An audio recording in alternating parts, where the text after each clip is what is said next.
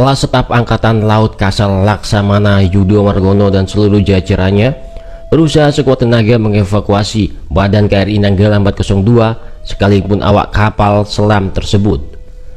Meskipun ia menyadari mengangkat badan kapal di kedalaman 838 meter ini sangat sulit untuk diangkat ke permukaan. Karena dengan badan tekan yang masih utuh tadi, apakah ditarik atau ditusuk atau diangkat seperti jangkar itu, ucap Kasal Yudo.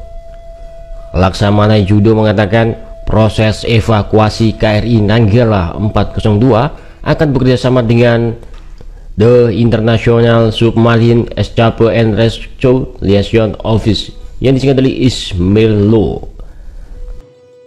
8 negara lainnya akan siap juga membantu. Jadi ini sudah menjadi kesepakatan di dalam konferensi bahwa siapapun yang mengalami kedaruratan, mereka wajib memberikan bantuan untuk keselamatan. Dia tidak ada nuansa politik maupun tidak ada lawan, semuanya hanya untuk membantu dalam hal kemanusiaan.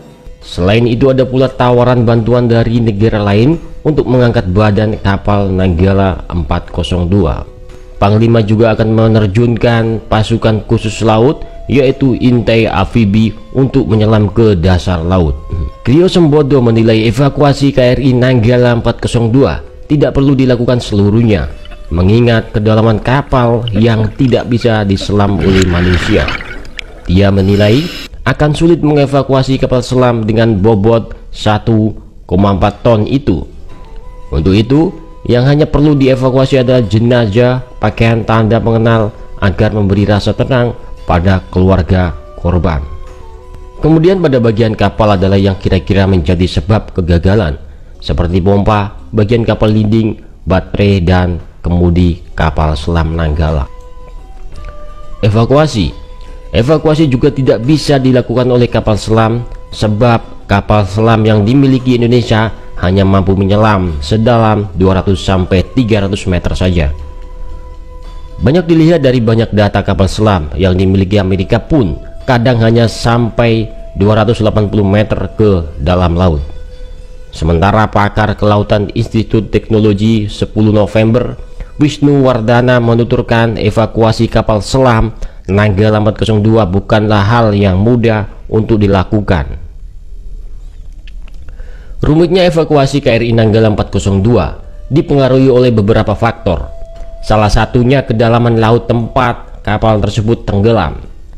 Itu bisa saja dievakuasi, tetapi tetap semua itu tergantung lokasi di mana itu kapal berada, tingkat kesulitan lokasi itu bagaimana. Wisnu mengatakan membutuhkan waktu yang sangat lama dan peralatan ekstra untuk mengevakuasi KRI Nanggala 402. Sebab bobot kapal selam itu diperkirakan mencapai 1,4 ton, yaitu 1.400 ton. Bayangkan saja 1.400 ton itu harus diangkat dari kedalaman laut 838 meter ke permukaan. Bayangkan saja 1.400 ton itu harus diangkat dari dasar laut dengan kedalaman 838 meter harus diangkat ke permukaan laut. Itu hal yang tidak mudah. Kapal selam Nanggala itu bukan barang yang ringan, jadi memang harus ada usaha yang keras untuk melakukan itu.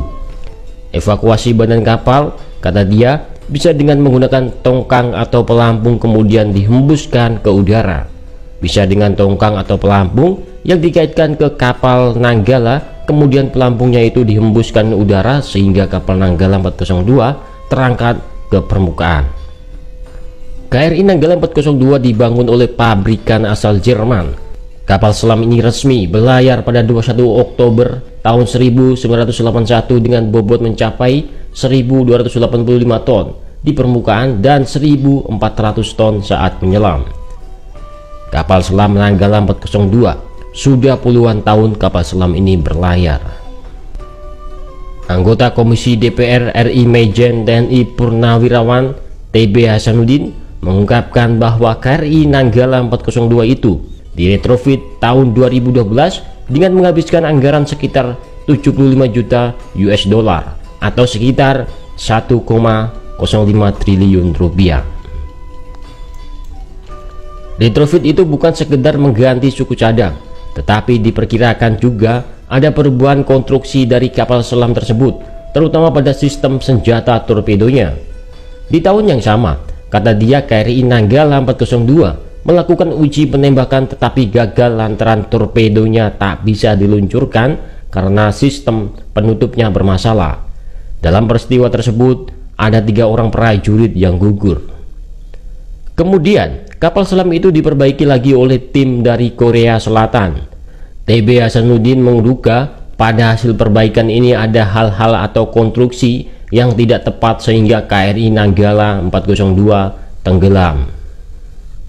Seperti yang diketahui, KRI Nanggala 402 memang pernah mengalami perbaikan di Korea Selatan dan selesai pada tahun 2012 silam.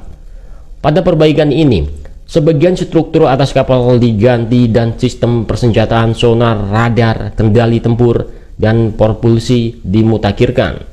Oleh karena itu, Hasanuddin meminta agar kapal selam sejenis yakni KRI Cakra 401 sebaiknya di-grounded dulu.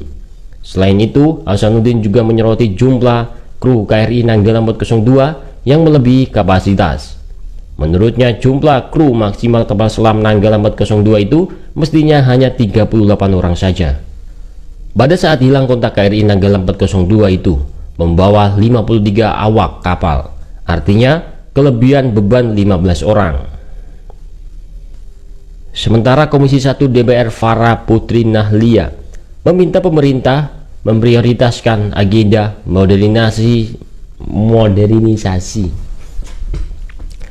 Sementara Komisi 1 DPR Farah Putri Nahlia meminta pemerintah memprioritaskan agenda modernisasi alutsista, termasuk mengevaluasi seluruh kegiatan dan penganggaran yang tidak berkaitan dengan tugas utama TNI sebagai alat pertahanan. Penguatan modernisasi alutsista TNI merupakan kebutuhan yang mendesak mengingat kondisi alutsista yang masih terbatas. Dengan peremajaan alutsista, kata Farah, akan menjadi bukti kepedulian pemerintah terhadap prajurit TNI baik Angkatan Darat, Angkatan Laut, dan Angkatan Udara. Selain itu, TNI dan Kementerian Pertahanan perlu juga mengevaluasi seluruh alutsista tua yang masih digunakan oleh TNI. Selain itu, untuk menghindari musibah serupa, TNI perlu menghentikan untuk sementara mengoperasikan kapal selam sejenis yakni KRI Cakra 401 hingga ada kepastian dan kesiapan yang sempurna dari kapal selam tersebut.